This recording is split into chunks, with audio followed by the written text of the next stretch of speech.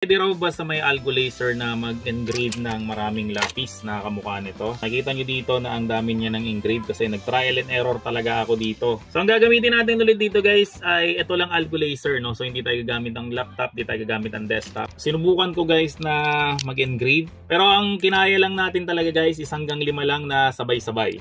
So kung paano siya ginagawa, di ba meron tayong metal base dito. Para maalis itong metal base, may kasamang ganito sa may package. Allen wrench. So alisin nyo lang yung mga tornilyo dito. Yan, dito rin sa may ilalim. Yan. Kasi dito guys is para sa mga engraving lang. So nagkamali ako dito kaya yan tumagos. Ito naman back part is para sa cutting naman ito. So ilalagay lang natin siya sa pinakailalim. Then make sure lang na pantay siya dito sa pinakadulo. Dito hindi siya masyadong pantayan. Makikita nyo na meron pa siyang awang. So ipapantay nyo siya guys dito sa may pinakadulo. Yan. Para siguradong shoot na shoot yung ating mga lapis. So ang next natin na gagawin, syempre maglagay na tayo ng mga lapis. So mayroong dalawang lagayan dito, isa dito, tas isa dito. So itong dalawa na to, ibabakante natin yan. So maglalagay tayo dun sa may pangatlo natin. So dito tayo guys, syempre Algo type. Tapos i-type nyo lang yung gusto nyong mga pangalan. Halimbawa Marlon. Tapos pag type mo guys, i-press mo to, itong enter, no? So 2 times siyang i-press para meron siyang space. Tapos sumunod naman natin is yung Melissa. Sumunod natin is baby. Sumunod natin is ate. Sumunod natin is kuya. Yan. So kapag nakalima na tayo guys, double enter nyo ulit. Tapos maglagay kayo ng any character sa may ilalim. Yan. So ganito guys yung itsura ng magiging layout natin. Marlon, Melissa, baby, ate, kuya.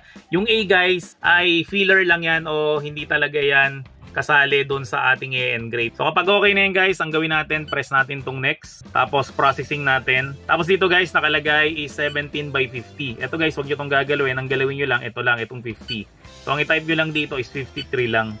Enter lang natin. Kasi ito guys, make sure na pinakababa siya na left side. Tapos press nyo tong motion, then i-press nyo to, itong home. Yan, para mapunta siya sa pinaka-home niya. Tapos i-back na natin siya guys. Then pwede na natin siyang start. So ignore lang natin to, then press na natin tong play.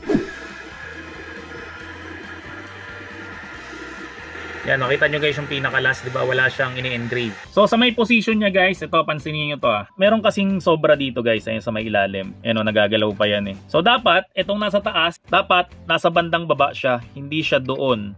Dapat dito siya. Ito naman nasa baba, dapat banda siya dito sa may taas. Itong tatlong nasa gitna, okay lang yan kahit saan yung position yan.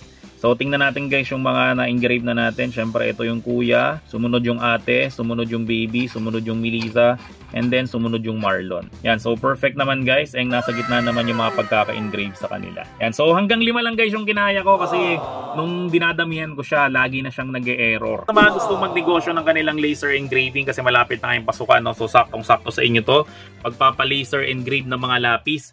So kung saan to nabibili guys, stand alone, di mo kailangan ng laptop, di mo kailangan ng desktop. Mismong ito lang, makakapag-laser engrave ka na, no? So maglalagay ako ng link sa may description section ng video na to kung saan ba to nabibili. At make sure lang guys na yung link na yung nakiklik nyo para siguradong sa direktang supplier kayo makakabili nito.